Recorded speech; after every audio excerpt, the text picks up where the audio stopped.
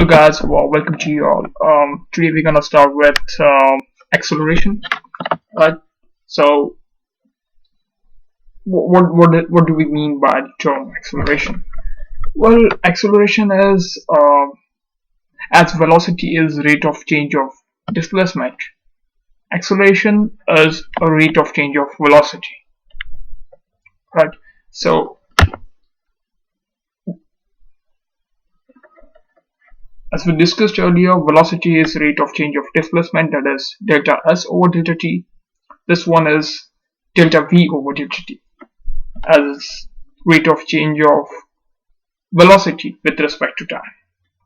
So acceleration is delta v over delta t. That is final velocity v final minus initial velocity v initial divided by total time taken for the journey. Right.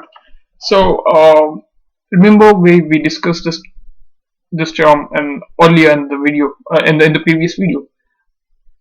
When we discussed instantaneous velocity, we said that instantaneous velocity is changing if the velocity is not constant overall journey. Alright.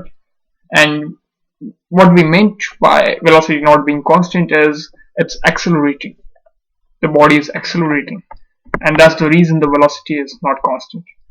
So that means that we have to calculate instantaneous velocity when there is acceleration. That is when there is change in velocity with every instant of time. Right? So that's acceleration. It's denoted by letter A. Right? Delta V over delta T. Final velocity minus initial velocity over time taken for the journey. Right? So let's say I'm at point A, move to point B. At point A, my initial velocity was, let's say, 5 meters per second. And when I reach point B, my velocity changes from 5 to, let's say, 6 meters per second. So at every instant, my velocity is increasing. If I say that acceleration is constant, that means it's a constant increase in velocity. And because by virtue of this constant increase, my velocity increased from 5 to 6 overall this journey.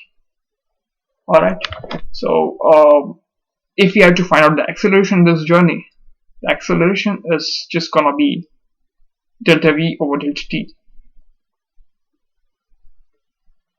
That is 6 meters per second minus 5 meters per second. V final,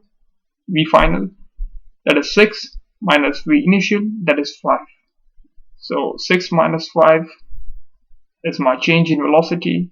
That is, and if we say it took me 2 seconds. Alright. So it took me 2 seconds, so it's divided by 2. So it's 1 by 2 meters per second square.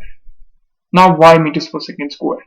See, the velocity was meters per second, and I divided this meters per second, that is velocity, by time, that is another second. So meters per second divided by second is meters per second squared.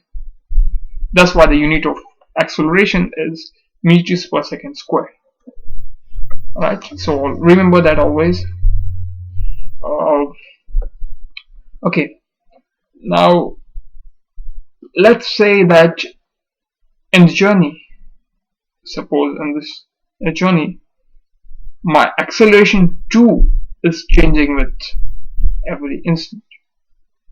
So my acceleration itself is not constant.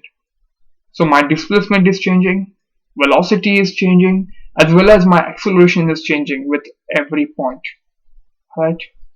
So for acceleration at an instant, alright, acceleration at a point, we can say that acceleration is limit at a point means my time duration is very small. At an instant, the duration of an instant is very small.